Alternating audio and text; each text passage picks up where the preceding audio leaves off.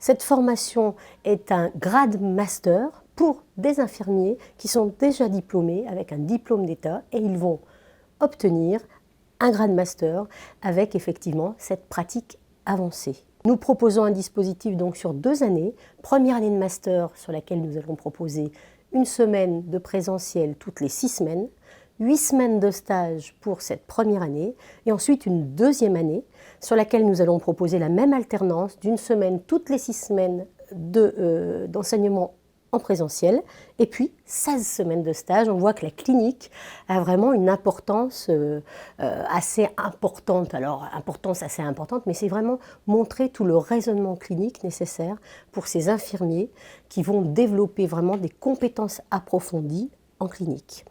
Pour notre dispositif de formation, nous proposons 4 mentions.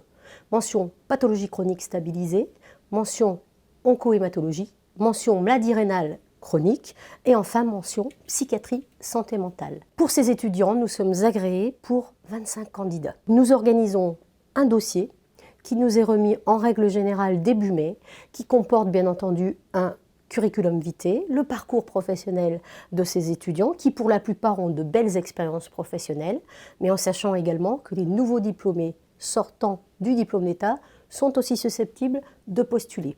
Et puis, nous leur demandons aussi leur projet en tant que futurs infirmiers de pratique avancée, qui est important pour nous pour bien saisir leur exercice futur en collaboration avec, bien entendu, le corps médical, que ce soit tant en exercice hospitalier qu'en exercice libéral.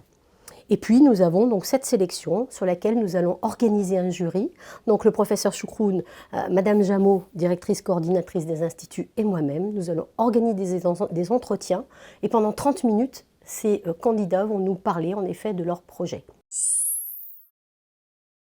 Ces infirmiers de pratique avancée vont développer des compétences beaucoup plus approfondies, avec un raisonnement clinique, une possibilité aussi, grâce aux partenariats qu'ils vont mener avec les médecins, de pouvoir être auprès des patients en consultation. Nous parlons bien entendu de patients en consultation, ce sont toujours des patients porteurs de pathologies chroniques stabilisées.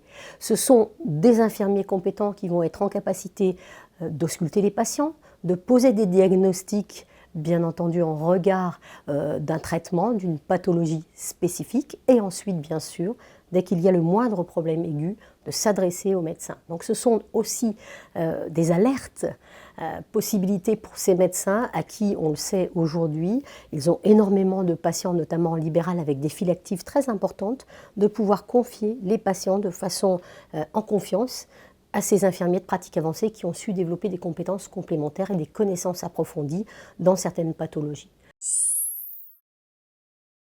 Les prérequis, c'est déjà d'être diplômé infirmier.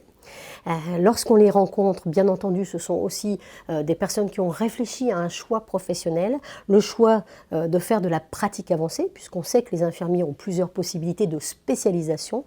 La pratique avancée, c'est vraiment garder ce côté clinique, ce côté relationnel avec les patients, des patients porteurs de maladies chroniques, être en capacité de faire de l'éducation thérapeutique du patient, de l'éducation à la santé, mais aussi d'apporter de la réassurance à ces patients.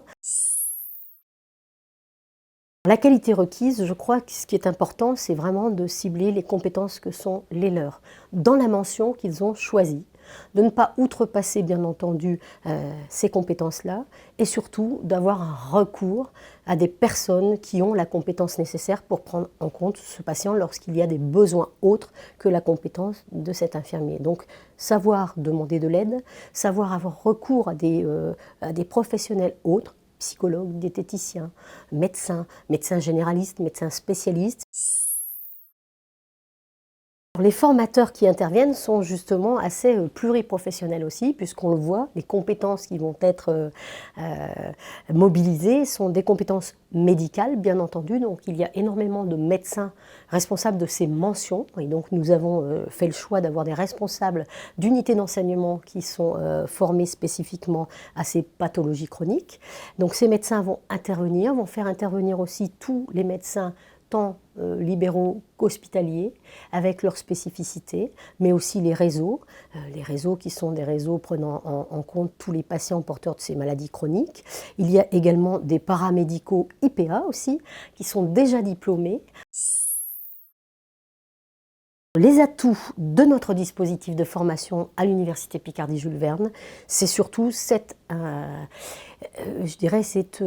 intégration, de façon à ce que ce dispositif de formation en alternance intégrative puisse répondre tant aux professionnels du libéral qu'aux professionnels hospitaliers, avec une souplesse dans notre dispositif qui permet en effet d'organiser leurs emplois du temps respectifs en fonction de ces semaines et en fonction de ces stages. On est assez à l'écoute de ces professionnels et on essaie de leur proposer des parcours beaucoup plus personnalisés, beaucoup plus individualisés.